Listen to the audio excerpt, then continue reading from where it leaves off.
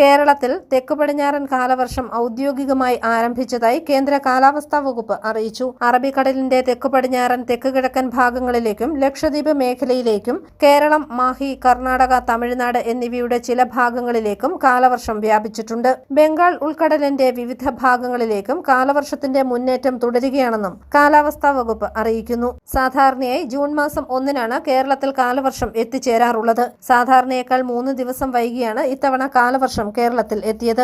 കോട്ടയം ജില്ലയിൽ ഇന്ന് orange alert പ്രഖ്യാപിച്ചിട്ടുണ്ട്. കൂടാതെ ശനിയാഴ്ചയും കോട്ടയം ജില്ലയിൽ ഓറഞ്ച് അലർട്ട് ആയിരിക്കും. അതിശക്തമായ മഴയ്ക്കുള്ള സാധ്യതയാണ് പ്രവചിച്ചിരിക്കുന്നത്. 24 മണിക്കൂറിൽ 115.6 മില്ലിമീറ്റർ മുതൽ 204.4 മില്ലിമീറ്റർ വരെ മഴ ലഭിക്കുമെന്നാണ് അതിശക്തമായ മഴ എന്നതുകൊണ്ട് കേന്ദ്ര കാലാവസ്ഥാ വകുപ്പ് അർത്ഥമാക്കുന്നത്. അതിതീവ്ര മഴ ലഭിക്കുന്ന സാഹചര്യം ഉരുൾപൊട്ടൽ, മണ്ണിടിച്ചിൽ, വെള്ളപ്പൊക്കം തുടങ്ങിയ ദുരന്തങ്ങളിലേക്ക് നയിക്കാനുള്ള സാധ്യത കൂടുതലാണ്. ഇത് മുന്നിൽ കണ്ടുകൊണ്ടുള്ള തയ്യാറെടുപ്പുകൾ നടത്തേണ്ടതും വരും ദിവസങ്ങളിലെ ദിനാന്തരീക്ഷ വ്യവസ്ഥയും കാലാവസ്ഥാ മുന്നറിയിപ്പുകളും സൂക്ഷ്മമായി വിലയിരുത്തേണ്ടതുമാണെന്നും അധികൃതർ അറിയിച്ചു. News bureau, Kottayam.